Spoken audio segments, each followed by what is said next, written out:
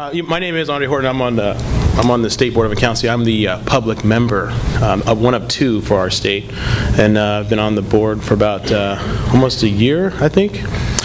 It's been a privilege working with the board here in Alaska. But who here? Who's here is your first time to Alaska? Whoa, this is great. Who here is east of the Mississippi? Even better. All right. That's crazy.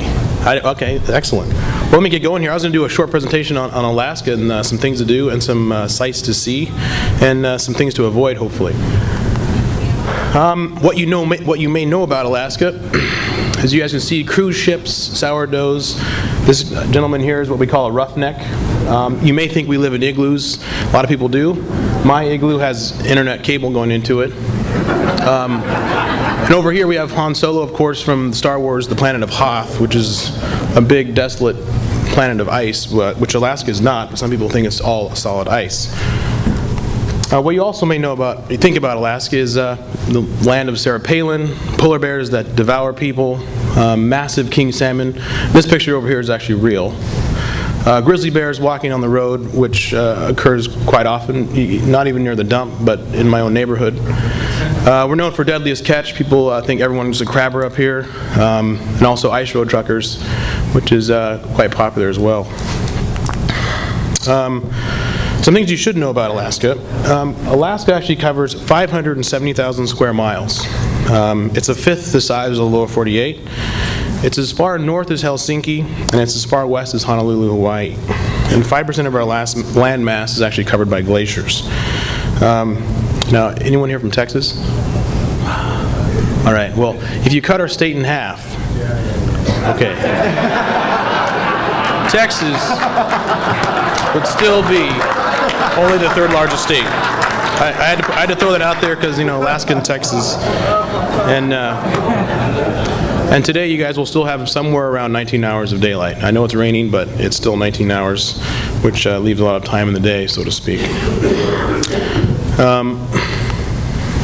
As you can see in this picture, actually the center of this picture right here is the Hotel Captain Cook. And this is Anchorage, actually.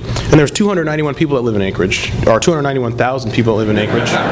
Sometimes it feels like 291 people. And 44% of the state population lives here in Anchorage. And anywhere from 200 to 1,700 moose live in Anchorage at any given time. There's a pack of dogs, there's a pack of moose. It's really hard to, they're easy to confuse. There's more breweries and espresso stands per capita in Alaska than anywhere else. Odd. Coffee and caffeine and beer. Lake Hood is the busiest float plane base in the world, and 1 in 87 residents in Alaska is a pilot, has a pilot's license. Of course, Anchorage is the largest city. We have Fairbanks to the north, it's second, and then Juneau. And our school system presently has over 100 languages that are spoken in it, so we have quite a diverse population. As you know, oil is probably a large part of our economy. We represent 20% of domestic production. And since the Trans-Alaska Pipeline has been in service since 1977, we've had 16 billion gallons go through it. It is the largest pipeline of its kind, given it's 48 inches in diameter. And you can probably see the pipeline in about a 2 to 3 hour drive from here.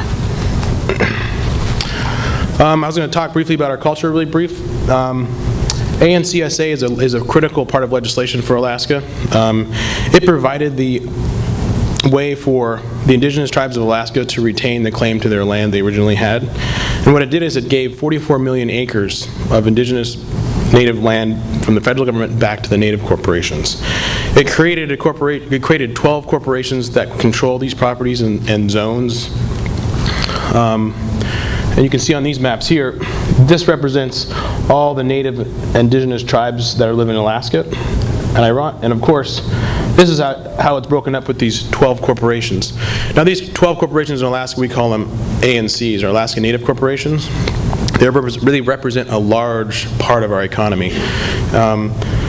Of course, these 44 million acres represents the size of Maine, Vermont, New Hampshire, Massachusetts, Rhode Island, Connecticut, New York, New Jersey, Pennsylvania, Delaware, Maryland, and Virginia combined. It represents the land mass that these native corporations own. What happens to all the ice? Technically, I guess they'd get 5% more land, I guess. But most of the ice is still considered a natural resource in some places. So basically, if you walk around Anchorage at any given time, you may see any one of these corporations' names on the buildings, and it does represent a large part of the economy. Timber, mining, fisheries, oil and resource extraction, tourism, those are pretty much the 4 staples of our economy. Fisheries, I'd like to brag a little bit. This is me right here holding a walleye, and this is right outside of Seward. And then the halibut there on the right, and then the bottom is just probably a pretty local salmon stream. That's about the content of the salmon streams. It is one of the most sustainable and healthiest fisheries in the world. And just in case you guys look at any of the fish there on the list, that king salmon is also called a Chinook. If you guys go to Simon's and Seaford's, if you go to Brewhouse, most of these fish are available to eat. They're very tasty. Timber and mining. The infrastructure required for timber and mining in Alaska has been significant. We've had to build roads and railroads based on the fact that we want to get resources extracted. You can see on this right picture here, this is the Alaska Railroad. They maintain quite a bit of rail belt, and that's how we get a lot of our goods and services moved around the state, beyond limited road service and some, of course, air freight. In the lower right-hand corner is Independence Mine. It's similar to the Kennecott Mine, and the Kennecott Mine basically produced all the munitions in World War I, all the copper needed for munitions. At its conclusion, when it closed in 1938, it had, let me see, I think it pulled out $200 million worth of copper ore, which in today's numbers is about $3.2 billion. So mining is a very, very deep part of Alaska. Excuse me. Oil, resource extraction. Has anyone here heard of the Trans-Alaska Pipeline, right? Is everyone familiar with that? It goes from the North Slope, Kuparuk, all the way down to Valdez. It's 800 miles, and it's what we pull about it's about 2 million barrels. I was going to speak just in closing here about contrast. You will see that Ship Creek in this upper right-hand picture is just right down the road from us. And you can go king salmon fishing, sockeye salmon fishing, during your lunch break on your work if you'd like. And that's a contrast we like to be proudful of here in Anchorage. Also, you can see the fact that we have oil fields and we have caribou living in the same environment. And also in the center picture is a picture of a solstice, meaning in the northern environment above the Arctic Circle, the sun actually never sets. So we're a land of extremes, so to speak, because in the winters we have, as Carla said, 19 hours of darkness, and which can get long, so to speak. And then in the summer, of course, we have eternal daylight, it feels like. And also, we have several air bases here, and we have quite a bit of a strategic position as Department of Defense heads. F-22s are here, strategic freight. And also, we're about 5,000 air miles from Afghanistan versus the lower 48, 7,000 miles. So we're actually closer to the action, so to speak, than anywhere else. And also, we have a very thriving indigenous native population that obviously supports our culture here. And then finally, I was going to show you guys, for some of you who perhaps are hopefully not geographically challenged, but I want to show you where you were, just in case. And you're right here in the south central region, as we call it. This is Anchorage. And Juneau right here is our capital. And here's Fairbanks. Here's what we call Prudhoe Bay, or the North Slope, where all the oil comes from. Here's our western coast. If you guys ever watch Deadliest Catch, it takes place all right here in the Bering Sea, basically.